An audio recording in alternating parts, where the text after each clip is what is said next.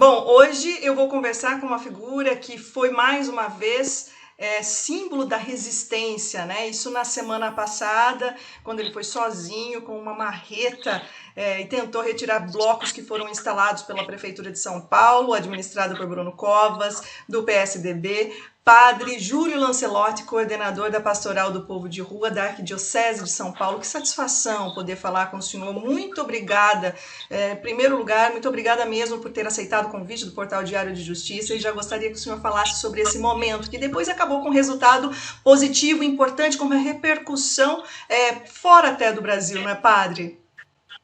Bom, essa arquitetura desumana, essa arquitetura hostil, como é chamada, ela é muito presente em São Paulo, como em todas as grandes cidades do Brasil, e também é uma arquitetura presente nas grandes cidades do mundo.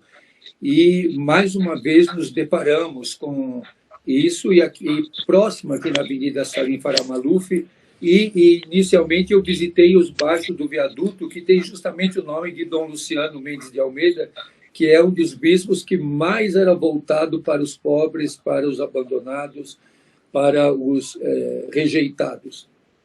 E na terça-feira isso me deu uma tristeza muito grande. E na quarta eu voltei e aquilo foi repercutindo muito pelas redes sociais e a prefeitura mandou que fosse retirado. Mas eles começaram a retirar manualmente e aquilo era impossível, levar uma semana para tirar manualmente. E quando eu fui lá, eles estavam tentando começar a tirar, e eu pedi a marreta emprestada lá dos próprios trabalhadores, e fui ajudar também, dando umas marretadas. Até disse para eles, eu vou fazer um gesto simbólico aqui da nossa indignação, da nossa discordância disso. Mas isso começou a repercutir muito, a prefeitura mandou virem máquinas para rapidamente retirarem. No sentido de que nós temos que resistir, denunciar toda essa arquitetura hostil nas nossas cidades e ter muito claro uma questão, que nós não queremos que tire a pedra debaixo do viaduto para que as pessoas morem lá debaixo do viaduto, mas para que a cidade seja humana e que essas pessoas tenham casa para morar, através da locação social, através da bolsa aluguel, através de auxílio emergencial, através da rede hoteleira, através de repúblicas, através de residências terapêuticas. Então, não é para eles morarem embaixo do viaduto, mas é para que a hostilidade seja superada e essas pessoas sejam verdadeiramente acolhidas. E, padre, essa arquitetura hostil, ela existe de certa forma em todos os lugares e muitas vezes nos acostumamos tanto com esse tipo de arquitetura que nem nos paramos para refletir, né, que elas segregam, que elas excluem cada vez mais, né? Padre, se me permite, junto aqui conosco também está uma figura bastante conhecida aqui em Limeira e região, que é o Betinho Neves, e há muitos e muitos anos ele levanta a causa das pessoas, dos moradores de rua aqui na cidade, faz um trabalho muito importante e foi, inclusive, recentemente eleito com essa bandeira, com a promessa de tornar ações públicas mais eficientes para essas pessoas, e eu trouxe ele conosco aqui no bate-papo para beneficiar essas pessoas que mais precisam do Estado, não é isso, Betinho? Olá, Renata, sua bênção, Padre Júlio, que prazer, que alegria estar fazendo esse bate-papo com vocês. Exatamente, é uma bandeira que a gente carrega há 13 anos aqui no município de Limeira, atendendo a população de rua, sempre uma inspiração do Padre Júlio, né, que a gente sempre acompanhou e graças a Deus estamos conseguindo implantar aqui no nosso município, né. Sempre acompanhei, né, devido a ter berço católico, de acompanhar o padre, e depois fui levantar a bandeira da população de rua. Estamos aí caminhando, né, os desafios são grandes, mas estamos caminhando. Bom, padre, é claro que, dadas as devidas proporções, o senhor atua na principal metrópole brasileira, né, onde as dificuldades elas são mais acentuadas, principalmente pela demanda, mas existe povo de rua em todo lugar. Não é isso? E assim, com a sua experiência, o senhor diria, inclusive agora aqui também com a presença do Betinho, principalmente ao poder público, à sociedade de um modo geral, quais ações permitem, o senhor disse há pouco na primeira resposta algumas delas, mas o que a sociedade, o poder público não pode se esquecer para que essas pessoas tenham dignidade? É uma coisa que é fundamental, é não fazer para eles, é fazer com eles. Isso é fundamental. É poder ter a participação, conversar com as pessoas que estão em situação de rua, garantir que eles possam expressar-se. Não tratar com hostilidade nem com violência, e a população de rua não é caso de polícia. É uma população que vai crescer com o fim do auxílio emergencial, com o desemprego que aumenta. Hoje o IPEA considera que no Brasil todo são mais de 220 mil pessoas vivendo em situação de rua. Está havendo uma grande movimentação pelo Estado e pelo Brasil todo. Então essas pessoas têm que ser acolhidas. Eles não são nem anjos, nem demônios, eles são pessoas. E como pessoas, eles têm possibilidades e limitações. É preciso ouvi-los, é preciso acolher. E é preciso ter respostas mais consistentes e respostas de autonomia, porque as respostas, em geral, do poder público são de tutela. O chamado albergue, ou centro de acolhimento, que é o novo nome pela Política Nacional da População de Rua, é tutelado. Tem horário para entrar, horário para sair, horário para levantar, horário para dormir, horário para comer, horário para tomar banho. É uma vida tutelada. Então, a população de rua tem que ter respostas e construir com eles respostas que gerem autonomia. A locação social é uma, que garante o direito de moradia sem ter o direito de propriedade da casa. E o auxílio aluguel é uma outra forma. As repúblicas são maneiras de pequenos grupos estarem juntos. Então, nada massivo. Coisas para 100, 150, não funciona. Coisas para muita gente vira um quartel. Então, é preciso pequenos grupos para que você possa compreender melhor, que as pessoas possam se expressar. E no grupo pequeno, os conflitos também aparecem. Então, é preciso que as pessoas se humanizem. Então, o poder público tem que ter essa percepção. Autonomia, humanização e a moradia e o trabalho, que é um binômio indissociável. São as duas questões sempre presentes. E a sociedade como um todo, não discriminar, não tratar com violência, não tratar as pessoas com preconceito, com discriminação. Aí eu vou usar um exemplo, vocês podem me dizer se é verdadeiro ou não. Tem gente que diz para mim, o povo da rua é muito agitado. Falei, vai numa reunião de condomínio para fazer sorteio de vaga na garagem para ver. Eu conheço muitos que acabam em delegacia. Então, todo mundo só sabe da vida do morador de rua. Eles usam álcool. Ora, aqui em São Paulo tem o fim de... Desculpe que estão me interrompendo. Se você vai nos happy hours, em Richauman, em Pinheiros, na Vila Madalena, é muito mais agitado do que... Eu digo, tem a Cracolândia e tem a Pingolândia. Então, uma coisa que todos nós podemos fazer e que não custa nada é não sermos desumanos. É sermos capazes de dar respostas humanas, de conviver, de olhar para as pessoas como seres humanos. Betinho, tem algum questionamento ao padre Júlio? Ô, padre, só retornando, né? Nós temos aqui uma casa de apoio que nasceu dentro da comunidade São Judas Tadeu, aqui em Limeira, no qual eu fiquei 4 anos sem trabalhar, vivendo nessa vida missionária, juntamente com o padre Valdinei.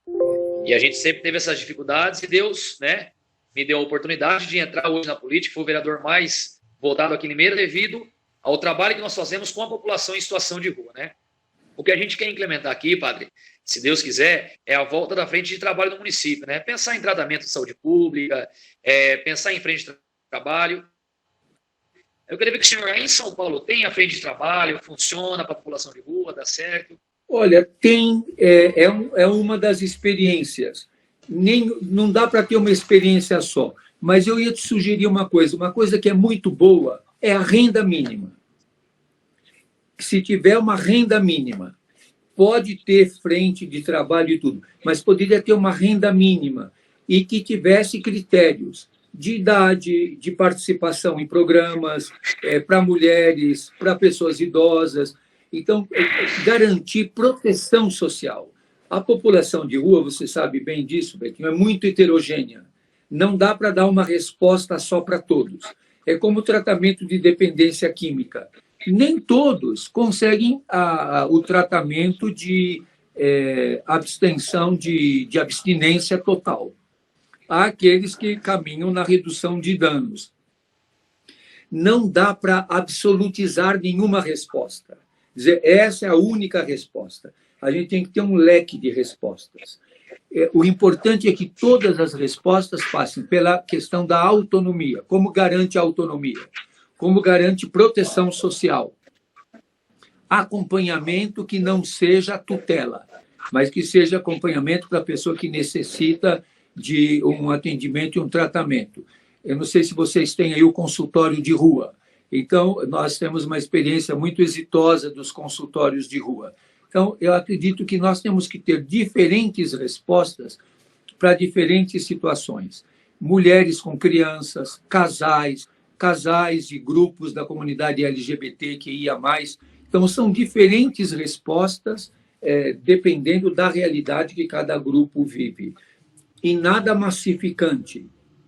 E tudo através de estabelecimento de vinculação. Se não tem vínculo, se não tem proximidade, se a relação é burocrática, institucional, a pessoa não responde. A pessoa responde se ela, mesmo no conflito, na dificuldade, no desafio, mas se ela se sente acolhida como um ser humano.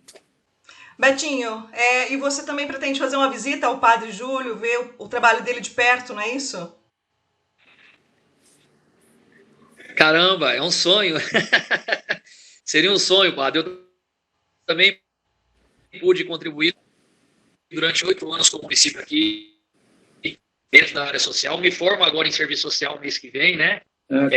Trabalhei durante 8 anos, fundamos o albergue municipal aqui. Então, eu venho da experiência, né, da parte da caridade, acompanhei muito tempo a Toca de Assis e tive a oportunidade de contribuir com o poder público durante 8 anos também, para levar essa parte, né, da caridade para dentro do serviço público e rolou.